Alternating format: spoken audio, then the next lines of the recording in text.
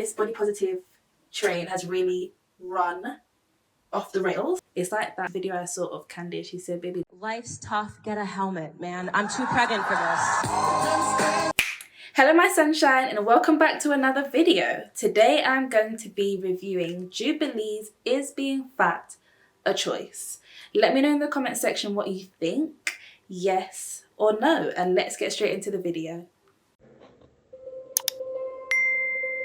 She's dressing extremely scantily clad and then saying, if you don't think that it's normal for a morbidly obese person to be wearing a G-string in the middle of public, then you're the problem. Baby, anybody, fat or skinny, if you're out in public in a G-string, it's a bit much.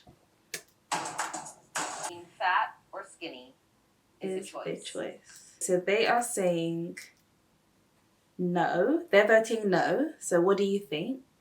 Of course, not every factor is purely choice. I don't think that every factor is, but I do think a majority of it is. And in most cases, for most people, being skinny or being fat is about willpower. It's about the environment you grow up in, sure, but who you choose to associate with, what sort of things you choose to listen to, who you choose to kind of have as your friends around you and support you. All of those things are choices that you can make that will lead you closer towards being one or the other. I know what I do with my body. I know what I put into it day in and day out. I choose not to eat some days. I choose, how I want to look. And I don't fault anyone for how they want to look or how they want to be, but I think it's a choice at the end of the day. I'm very, always wish-washy on how I want to be presented and if I want to gain weight or not.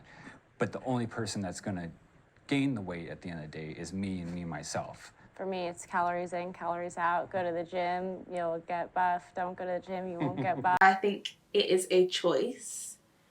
Of course, let's use our common sense, and we all obviously know there is no absolute rule. There is always going to be exceptions, like medical conditions. No to the people, because I don't know if it's just the Black community talking about that love to say they're just big boned. There's no such thing as being big boned. Let's just put that out there now. I understand that there's genetics that could cause you to want to eat more, but even with the genetics that cause you to want to eat more, the same solution is calories in, calories out. I think. But I'm liking here, he's saying, just what it is, that it's based, of course, it's the choices that you make, which includes your environment, which if you read the book Atomic Habits, they actually mention a groundbreaking study tracked 12,000 people and found you are 57% more likely to be obese if you have a friend that is obese. The choices you make will inevitably produce a result, whether good or bad. Okay, I'm interested to see why they voted no. I felt like as a toddler, I always viewed myself as big. I grew up in a very poor home, so where my mom couldn't provide the meals that she could healthily. So when we would get free meals, even then it would be canned food, and it would be very much food that's not as edible. It was food for us, yes, but then I felt like once it reached a point where I was old enough to try to make my own choices, I made all of the wrong choices. I wasn't eating, and I was only eating grapes and lettuce, and that was mainly because I was in a sport, and that sport just worked me out so hard. And it was to the point where I just was scared to eat. I didn't like it. I would only drink water. When you were eating grapes and lettuce, were you thin? I was the thinnest I could be. Were you still big though? I was still big, but that was the skinniest I've ever been. It is scientifically impossible for you to be eating grapes and lettuce and still be big. You tell me if that makes sense. Am I losing it? You tell me if that makes any sense and you don't have a medical condition. Sis. And that's coming from somebody who was only eating somewhat salads that are just fruit and lettuce and water and maybe ice right before a practice. Do you think that right now you would not be capable of becoming a thin woman if you wanted to? I possibly would be capable of becoming a thin woman, but since I was young, I was supposed to get blood tested probably when I was very, very young, and I never did. And they had mentioned that it could have been because of my weight and how that connects with my thyroid. I never made the connection, and I never had that like leaning parent to be like, go and get checked out, go and do this. Like, your weight is probably not your fault. It was always like, okay, so again, it's environment. But the fact is this, she's now an adult. And when you become, I think when you get to a certain age, when you become to be an adult, then these are your choices. When you're a child, it is your parents' fault. Right now, 2 billion adults and children are obese. In the UK, 2 out of 3 men and women are overweight, 2 out of 3. And there are more children being found to be pre-diabetic by 9 years old. 64.2% of adults in the UK, in England, are overweight. 64.2%. That is more than half the population is overweight. Like, what is actually going on here? As a disabled woman, I can't do a lot of the things that people say, calories in, calories out, oh, you gotta go work out and exert it. A lot of the things that are typical, oh, this is how you lose weight, put me in the hospital. I have to navigate weight differently. I have to look at it differently. My weight is the way it is because of medication, because doctors put me in this position. And I had to learn, okay, am I going to be so hateful of my own body that I am going to backlash and put myself through extreme gym nights, through... Okay, immediately there, we know that she made the choice to be overweight. She made the choice because she just said there are ways she can lose weight, but she doesn't want to do those, which is fine.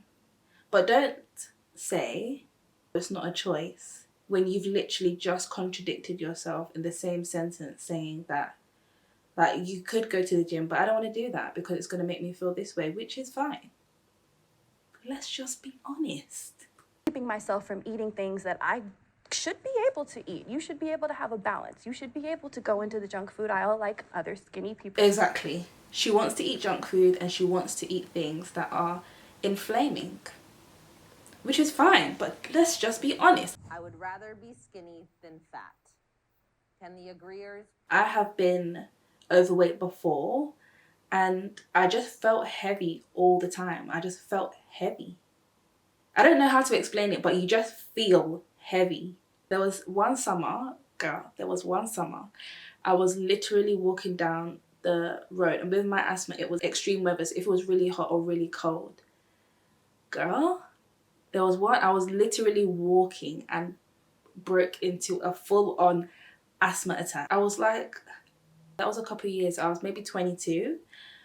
I was like, okay, we have to draw the line somewhere because this is ridiculous now. It's not even, I think the focus is too much on fat, like having excess fat, but it's just being inflamed because the root cause of majority of diseases is inflammation. The diet of people that are fat is a lot of inflammation causing foods. So it's not necessarily, oh, she's fat, he's fat. It's they are actually inflamed. Now, they're like one of the girls before, she said, oh, she's skinny, but she does eat a lot of junk food, which is bad as well. But for some skinny people, or there's like skinny fat people where you can't necessarily visibly see the fat, but baby, it's there, okay? The fat is there, and that is, they will more predominantly have visceral fat, which is the fat that will wrap around your lungs, which is why we're finding a lot more younger people today dying from heart attacks. There is such a gap between, one, the research, because the research has a huge fat-phobic bias in it, and there has been research that shows that they aren't, even especially during, let's say, COVID and the correlation between obesity. They rushed through those studies so fast because in society's mind, oh, of course a fat person is going to equal someone who's going to get sick faster, is going to get sick easier.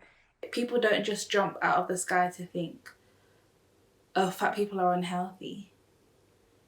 The top 2 killers in the world is heart disease and stroke.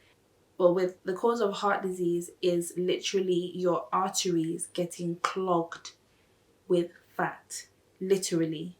Oh my goodness, being fat is actually extremely unhealthy, like way more unhealthy than we ever realized. You can't gauge health by looking at somebody. Yeah. Like, none of my health issues. Girl, this is my thing here. Just say you would rather, you want to eat what you want to eat. Just be honest here. Girl, just say what it is, because we know what it isn't. my masculinity as a man because of how skinny I am. It's always something that I've always kind of dealt with. My favorite comment is always, I look like a sickly, ill Victorian child.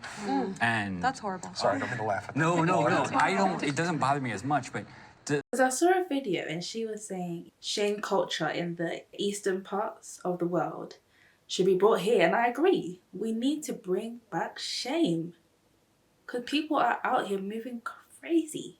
Shame is a broad category. I do think shame works in some cases. I think that there has been good fat shaming towards me and bad fat shaming. Bad fat shaming is just, you know, somebody just saying, you're fat, things like that. That doesn't really work. But what does work is somebody looking at me and saying, don't you want to be around for your kids? if someone wants to shame me and, like, you know, it depends on the person. I've been shamed a couple times and it's kicked me into gear to try to gain weight, but it's still really hard. Sure. And it's, you know, it depends on who you are, I think. My gosh, baby, life is hard. Life is hard. There's always going to be an excuse for something, but your life is going to be a product of your choices. Whether you're skinny, fat, or in between. It's like that video I saw of Candice. She said, baby, Life's tough, get a helmet, man. I'm too pregnant for this. to all their points, as I said in the beginning, there is no absolute rule. There's no one size fits all. There was points on both sides that were true, like the bias in the research and the medical industry is true, which you will find in research up to in all the levels, from research to discrimination of doctors with that you've probably heard of with black women giving birth and how we are believed to be able to handle more pain, which is insane. But anyway, it is never going to be a good thing or a body positive thing to be unhealthy. It's just not. Whether you're underweight, fat, or in between, if your body is inflamed, you are going to get sick and eventually die. We all know we're all gonna die, so would you rather die a slow, painful death from a sickness, or at least live healthy and joyful to your last day? Let me know in the comments what you think. And oh, one of the women, I forget her name, but she was in the red dress, that she said she also had thyroid issues and she stays in constant contact with a doctor, with a specialist, to ensure she is healthy. So that is something that we should all take away, is frequent testing and having a connection with a health professional, whether that is a nutritionist like me, and getting tested on to know exactly what it is you need for your body, please. Because there is no one size fits all. I'll keep saying it. There is no one size fits all. I did notice here is that a lot of them have issues and trauma that they need to heal from. Because this is why emotional eating is a thing, whether you're fat or skinny. Emotional eating is a thing, which you saw in the video, but all of them can share some story of why they eat the way they do, why they are the size that they are. So that is a takeaway of addressing your emotional eating. I'll put a link to my free emotional eating journal because I will die on this hill, okay? Emotional eating, address your emotional connection to food. I hope you enjoyed the video. If after this you are feeling a bit stuck on your next steps, I have this video that will line out how to get healthy. Like, share and subscribe, and as always, have a glorious day.